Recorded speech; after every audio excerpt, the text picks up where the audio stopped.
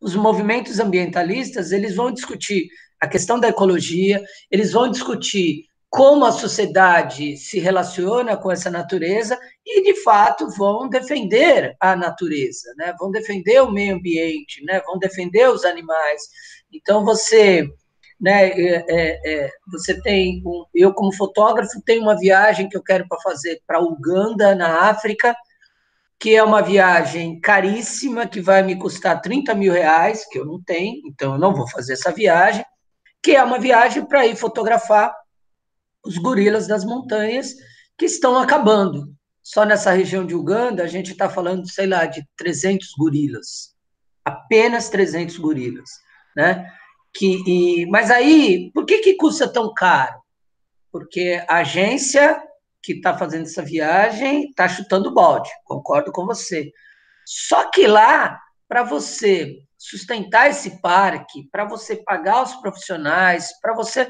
É muito caro, tá entendendo? Então, e não é uma viagem que é para todo mundo ir, não é a Disney, entendeu? Esse Parque Nacional de Uganda não quer transformar esse parque na Disney, mas esse parque precisa salvar os gorilas e não tem apoio do governo. Então ele vai cobrar lá em cima, tá entendendo? Então não é apenas uma coisa capitalista. Porra, 30 mil reais numa viagem de uma só pessoa é muita coisa, mas você tem todo um entorno. Então, quando você discute movimentos ambientalistas, quando você discute ONG, quando você discute pessoas que se embrenham na floresta para proteger algo que não seja o ser humano, você acaba tendo muitas discussões, muitos debates, inclusive calorosos e que se questionam. Se você já teve curiosidade de ler os dois grupos que eu coloquei aqui, você vai ver que eles pensam diferente, tá? Eles têm o mesmo foco, que é defender o ambiente, tá? Que é defender o mundo natural, mas eles pensam em caminhos diferentes, tá? Então, eu vou começar pelo grupo mais soft, que é o grupo dos conservacionistas. Tá? Então, a gente tem dois grupos principais, né, que se dividem em dois grupos principais: os conservacionistas e os preservacionistas. Né? Os conservacionistas, eles pensam naquela lógica do conservar a natureza, de manter a natureza aí, né, caminhando, entre aspas, do jeito que for possível. Tá? Você vai conservar a natureza, sim, mas você, ser humano, pode utilizar os recursos naturais, desde que seja de uma forma controlada e de que seja uma forma eficiente. Então, como assim? Você pode ir para a floresta, você pode derrubar a árvore, mas você tem que reflorestar, tá? Então, você derrubou a árvore, você planta uma árvore, tá? Desde que seja uma árvore permitida. Por exemplo, até onde eu sei, na floresta amazônica, você está proibido de cortar o mogno, que é aquela árvore grandona, gigantesca. Está proibido, tá? Você é preso sem pagar fiança. Até onde a gente sabe, isso é proibido. Agora, quando você tem aquelas indústrias de papel, você tem centenas de árvores lá que você vai cortar e você vai reflorestar. Então, o conservacionista, ele defende isso, tá? Ele defende que você tem que evitar todo tipo de desperdício, tá? E aí você tem que usar a água de forma racional.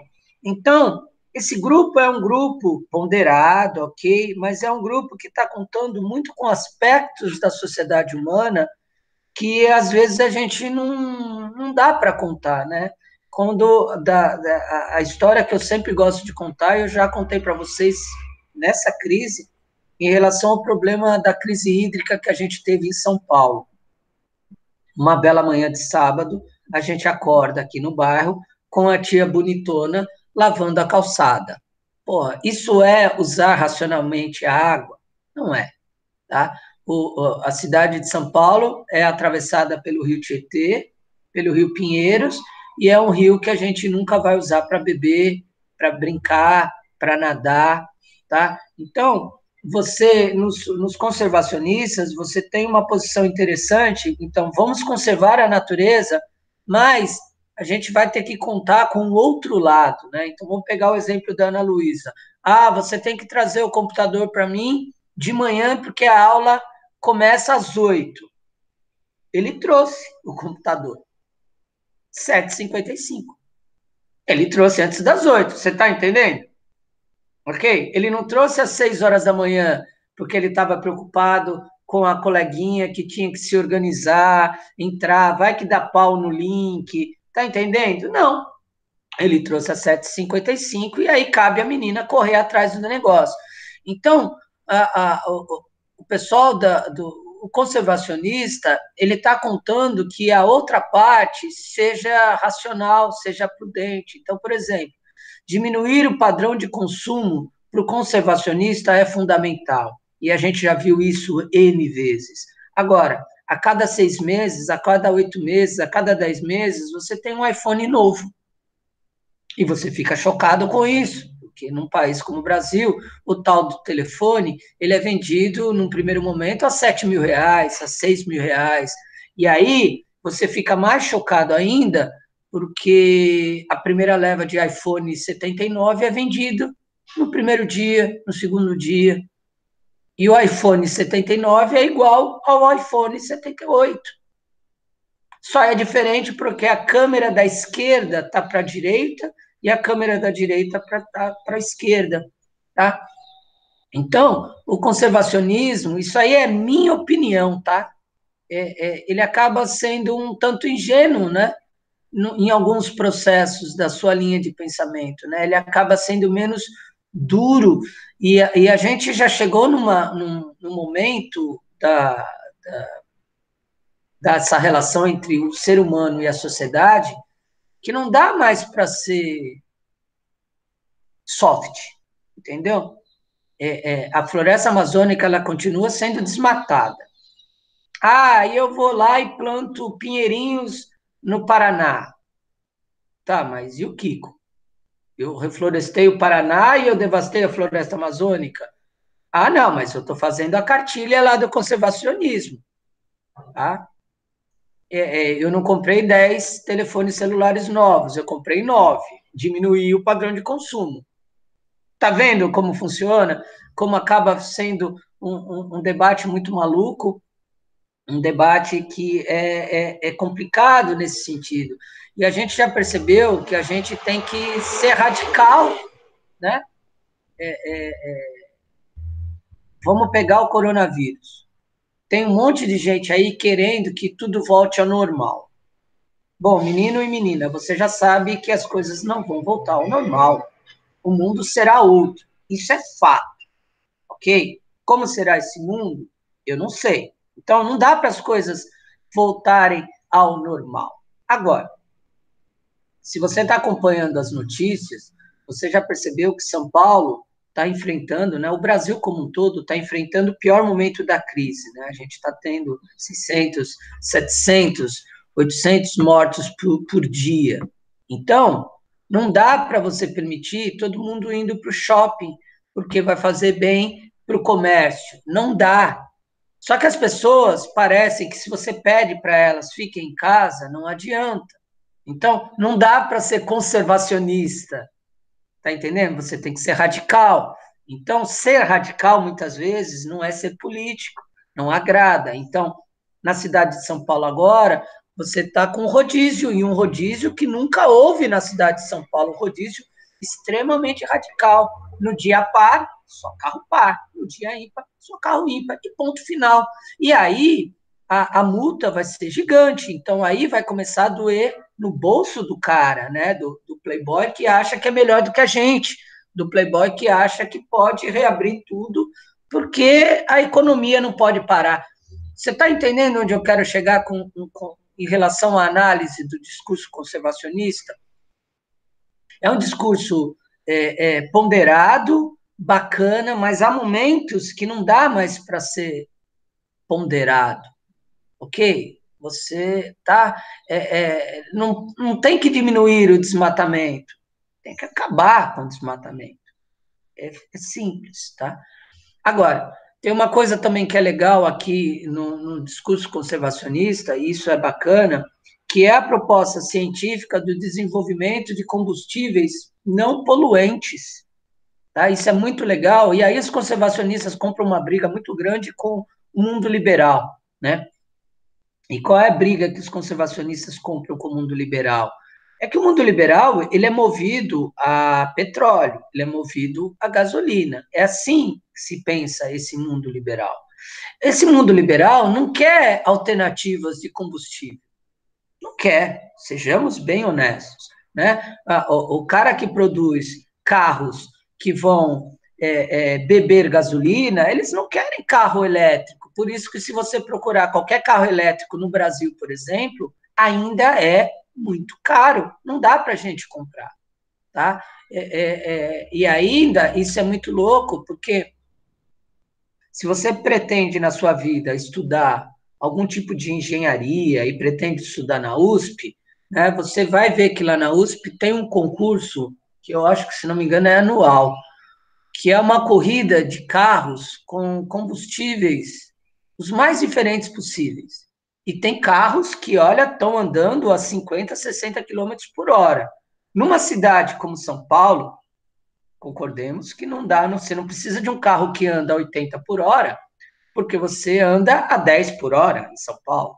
Concorda?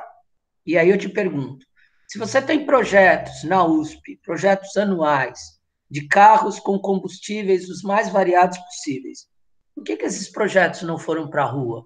Por que esses projetos já não aparecem? Por que esses projetos não são comerciais? Porque para o mundo liberal isso não interessa.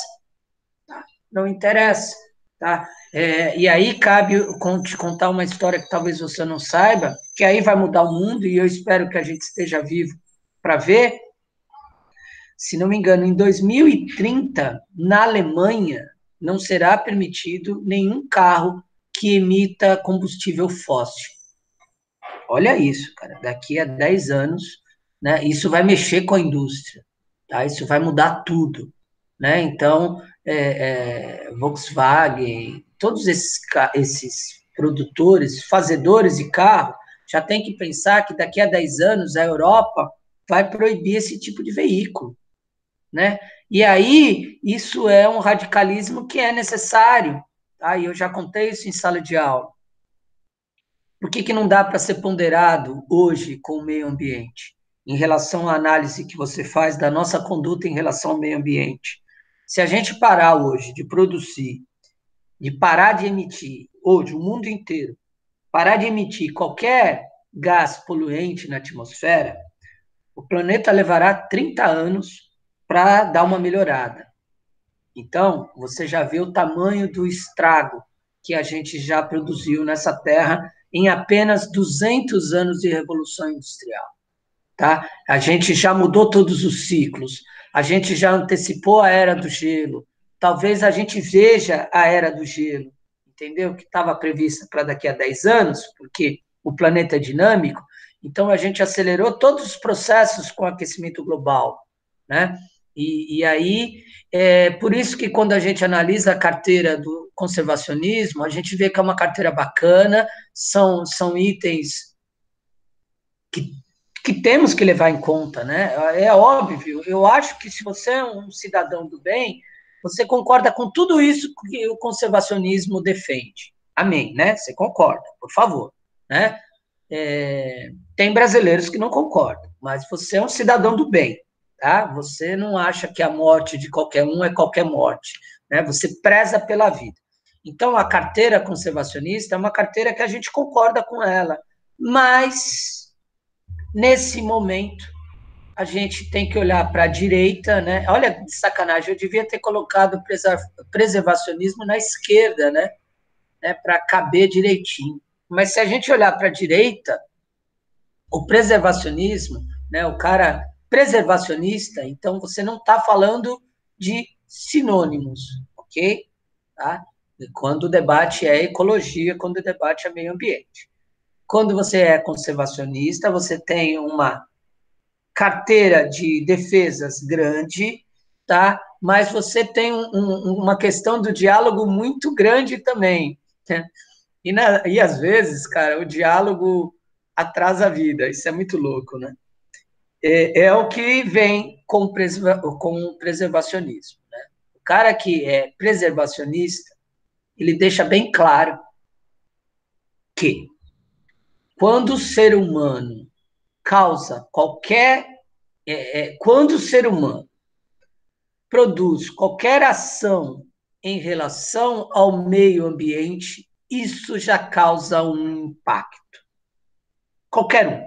Qualquer um. Ah, mas eu só derrubei uma árvore, as outras 50 estão de pé, bonitinhas, eu não vou mais derrubar. Bom, mas já causou impacto, já mudou aquele ambiente. E segundo a cartilha do preservacionismo, isso já foi nocivo ao ambiente, já mudou o status quo, né? Já mudou aquilo que estava mantido. Tá? Então, se a gente mexeu com qualquer coisa, isso já foi nocivo. Você já percebeu que é um discurso extremamente radical, né? E o discurso preservacionista, ele tem um rival e ele tem um vilão que é muito óbvio para todo mundo. Segundo o preservacionismo, o grande problema do mundo, né, a crítica que se faz do preservacionismo é uma crítica feroz ao capitalismo. Tá? É uma crítica feroz, de fato. Eu tenho muito aluno novo nessa sala que não viveu com a gente o primeiro ano, né, o ano passado, que as primeiras semanas de geografia, no ano passado, no primeiro ano do ensino médio, a gente trabalha muito essa relação, né? Discursos que mostram a relação da sociedade com o meio ambiente e do quanto, e vocês lembram que foram aulas extremamente, meu pai diria que são aulas pessimistas, eu diria que são aulas realistas, tá? Mas que do impacto que a gente causa ao meio ambiente de uma forma terrível, e a gente não percebe que esse impacto ele vai dar uma contrapartida, né? E a gente já sente isso nos nossos pulmões, né? Essa contrapartida do quanto a gente respira mal, do quanto a gente passa mal, do quanto a nossa bronquite é terrível, do quanto a nossa renite, do quanto a nossa sinusite, do quanto nossas ites todas, né, o ar que a gente respira, se você faz limpeza de pele, né, se você limpa o rosto, se você é limpinho, bonitinho, mas você vai lá, pega um algodão, aí você pega uma astringente, olha que chique, o Pro sabe que é uma astringente, passa no algodãozinho e aí passa na sua pele que você acabou de lavar, né? Você acha que você está limpo, certo? Aí você tira o algodão, você olha para o algodão e você fica chocado, porque saíram dos seus poros no algodão, os seus poros deixaram o algodão todo preto. Bonitão? Isso é o que você respira, tá? Isso é o que está na sua pele, tá? Então, a cartilha preservacionista, ela já é radical porque ela deixa bem claro quem é o inimigo dela.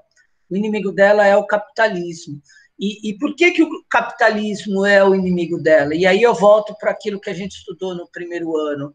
Porque o capitalismo ele só prevalece se o consumo for intermitente. E o que é intermitente? É algo que não para, certo? Então, por isso que os empresários brasileiros radicais de direita, poderia chamá-los de fascistas, querem que a vida volte ao normal. Porque eles não estão vendendo. Eles não estão vendendo. O shopping está fechado, certo? E é muito engraçado, né? Se você analisar a crise no Brasil, você tem pequenos empresários que estão fechados, que estão ferrados, mas que defendem que continue tudo fechado. Olha que louco, né? Eu vi entrevistas, e eu vi essas entrevistas em programa da Rede Globo, pequenos empresários, donos de restaurante, que estão se virando com delivery e falando, bom, eu estou ferrado, mas é isso, tem que fechar porque está todo mundo ferrado. Aí não, aí no caso de um país como o Brasil, você vê grandes empresários, né? E aí, se eu pudesse perguntar para esses caras, para os grandes empresários, que são mega ricos, né? eu perguntaria para eles, mas, cara, se vocês não têm dinheiro, vocês não guardaram dinheiro, vocês não têm uma poupança, rico não tem poupança, tá? Rico tem investimento.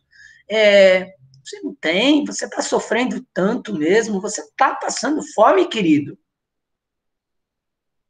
Você pode ter certeza que ele vai me mandar calar a boca, ou ele vai mandar o segurança me tirar da reunião, ou o que quer que seja, né? Porque é assim que o capitalismo pensa.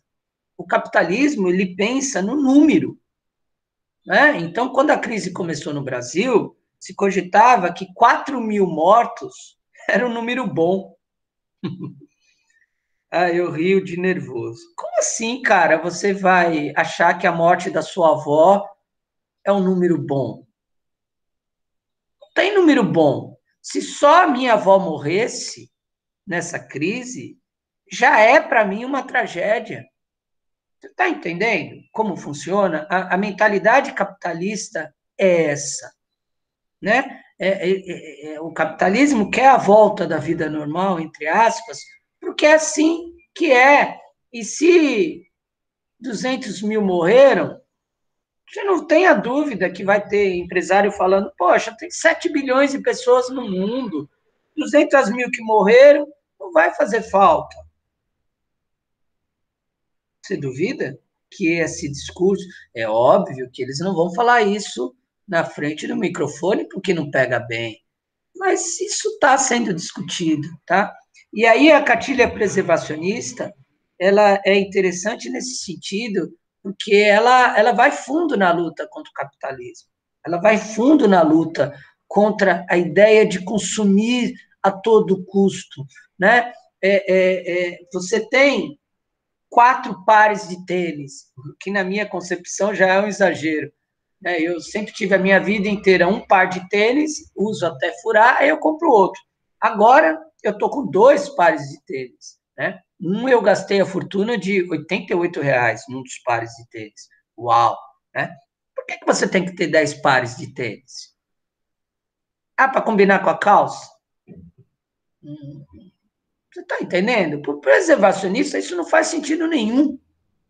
Nenhum sentido isso, tá? Porque essa é a mentalidade e a gente tem um problema, né?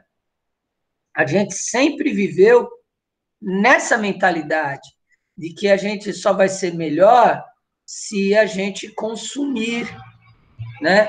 Então, ai de quem não estiver vendo essas aulas virtuais. Concorda? Porque quem não estiver vendo essas aulas virtuais, prova-se uma pessoa que não é digna do capitalismo, porque essa pessoa não tem um computador decente, não tem um celular decente, ela não vale, ela não presta para ser nossos amigos. Então, morte é ela, né? E aí ela tem, de fato, uma morte digital, né? Porque vocês concordam que eu e vocês, nós somos privilegiados nesse universo chamado Brasil? Porque a escola pública ela está pastando, né, para seguir a vida, porque a vida não tem como voltar ao normal, né? E o capitalismo não consegue ver isso, tá? Então a cartilha preservacionista, quando ela elege seu inimigo, ela deixa bem claro que a função dela é proteger a natureza do desenvolvimento moderno, tá? Então, se o cara precisar se amarrar naquela árvore para aquela árvore não ser cortada, ele vai ficar naquela árvore o quanto for. Só vão tirar ele de lá se vierem 50 policiais, ele não vai sair. Você está entendendo? Tá? Se precisar, como o Greenpeace faz, né? É muito bacana. Eu não sei se eu seria um cara do Greenpeace, mas eu valorizo esses caras, né? Você sabe que a caça de baleia, em alguns lugares, ela é permitida, né? Dependendo da baleia, dependendo de alguns regulamentos. Na Noruega, em partes do Japão. E o que o barquinho do Greenpeace faz contra esses baleeiros? Ele bate o barquinho no baleeiro. Ele bate. Ele pega aquele barquinho lá dele e vai para frente e ele corta o anzol, ele leva tiro, e ele vai proteger a natureza, e é isso, né? É um romantismo bonito até, né? É uma tentativa, porque eu sei que você está pensando, mas, pô, como é que você vai viver no mundo capitalista sem interferir na natureza? Né? Porque, para a gente terminar a aula, o preservacionismo, ele diz que a natureza ela tem que permanecer intocada, né? Que o ser humano não deve mexer nela. Mas a gente já invadiu tantos cantos, né? E eu sei que você está com essa dúvida na cabeça, mas como ser preservacionista, né? Como? Bom, protegendo o que ainda está de pé, né? Deixando aquilo que ainda está de pé,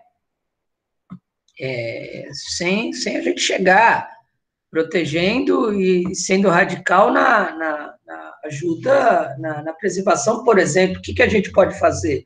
Brigar em Peruíbe contra os playboys que estão fazendo mansões lá no parque é Jureia, né? Eu sempre esqueço o nome. Lá em Peruíbe, que tem uma reserva de Mata Atlântica. Dá para fazer isso, dá para brigar, dá? Bonitão, você não vai fazer sua mansão linda com praia particular, né? Para você ter ideia, tem aí jogador de futebol famoso que foi preso no Paraguai, que eu não vou citar o nome, que gastou no litoral brasileiro porque invadiu uma área de reserva quase 10 milhões de reais em multa. Olha o tamanho da multa. Só que o cara tem 10 milhões para pagar. Pagou e foi como se não tivesse acontecido nada. Tá? Então, como viver nesse cenário? Você tem brigas, você pode brigar por coisas, é possível ainda, mas de fato eu concordo que a agenda preservacionista ela chega com um ideário extremamente romântico, né? Porque o mundo é esse, o mundo é isso.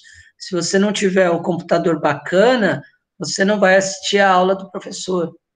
Eu não acho isso certo. Mas tem gente que acha isso normal, tem gente que acha que está tudo bem, né? Que vamos para o shopping center hoje, porque é uma gripezinha. Beleza?